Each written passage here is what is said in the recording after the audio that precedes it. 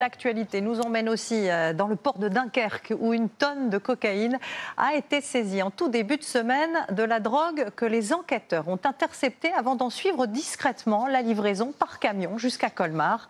9 personnes ont été arrêtées. Elsa Assalit, Clara Gross et Marie Belot. Plusieurs millions d'euros de cocaïne étaient dissimulés ici, dans le port de Dunkerque. Lundi dernier, les autorités françaises repèrent un container en provenance des Antilles.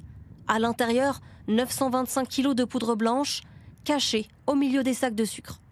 La drogue est immédiatement saisie et remplacée par de la fausse marchandise. Objectif, surveiller discrètement la livraison. La marchandise quitte Dunkerque par camion, direction l'est de la France. Elle est déchargée 3 jours plus tard près de Colmar, sous l'œil des autorités. 9 personnes sont arrêtées, en France et en Guadeloupe.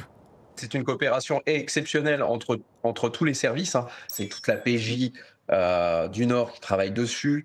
C'est la PJ du point d'arrivée également. C'est des services aussi en Guadeloupe et dans les différents territoires d'outre-mer. Au niveau européen aussi, avec la police allemande, avec la police belge. Je pense vraiment que c'est titanesque comme travail. Pourquoi la drogue arrive-t-elle par le port de Dunkerque? C'est la nouveauté observée ces dernières années par les autorités. Les narcotrafiquants hésitent de plus en plus à passer par les grands ports européens.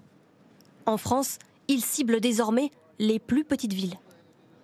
Dès lors que les autorités ont décidé ostensiblement de renforcer les contrôles sur le port du Havre, aussitôt, presque immédiatement, en réalité, les trafiquants se déportent sur des plus petits ports qui sont actuellement moins contrôlés.